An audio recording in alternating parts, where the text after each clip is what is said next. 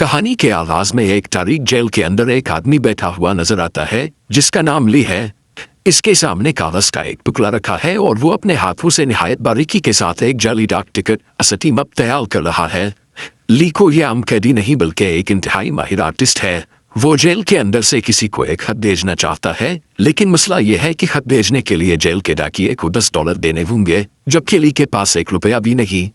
इसीलिए वो अपनी गैर मामूली महारत इस्तेमाल करते हुए खुद अपने हाथ से एक जाली डाक टिकट बना लेता है।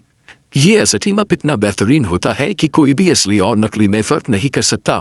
कुछ देर बाद जब डाकिया आता है तो ली उसे खत देने की कोशिश करता है, मगर वो पहले $10 मानता है। एन उसी लम्हे सामने वाली कोठरी में मौजूद एक बूढ़ा कैदी अचानक बीमार होने का ड्रामा शुरू कर देता है और जोर जोर से चीखने लगता है। इसकी वजह से डाकिये की तवज्जो बढ़ जाती है और ली उसी मौका से फायदा उठाते हुए खामोशी से अपना खत उसके बैग में डाल देता है। ये खत वो किसको भेज रहा है और क्यों भेज रहा है, इसका राज फिल्म के आखिर में खुलता है।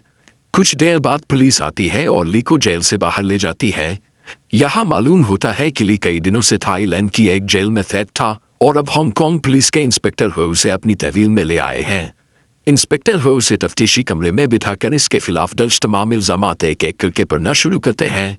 पहला इल्जाम जाली नोट बनाने का है।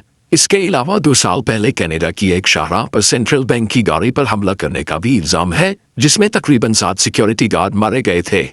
सिर्फ यही नहीं, उसके बाद शहर में होने वाले कई दूसरे हमलों में भी पुलिस को शुबा है कि एक बैन-अल-अक़वामी गैंग मुलव्वस था और ली पर उन तमाम वारदातों में बराह रास्त शरीक होने का इल्जाम है। ली हमेशा की तरह तमाम इल्जामात से इनकार करता है।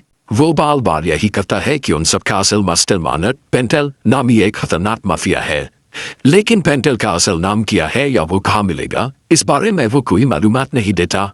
आज भी इंस्पेक्टर हो के सामने वो पेंटेल के बारे में कोई मुफीद बात नहीं करता, बल्कि उसके चेहरे पर शदीद खौफ साफ नजर आता है। रूटीन में वो कहता है कि पेंटेल इसे ढूंढ कर कत्ल कर देगा, इसलिए उसे जल्द अज जल्द दोबारा जेल भेज दिया जाए। इसके बाद पुलिस इसके खून और बालों के नमूने लेकर जाए बखुआ से मिलने वाले दी नेशनल असेंबली से उनका मुवाजना करती है। नतीजा ये निकलता है कि तमाम नमूने ली के दी नेशनल असेंबली से मुकम्मल तौर पर मिल जाते हैं। अब उसका जुर्म दिन की रोशनी की तरह वाज़ेह हो चुका था।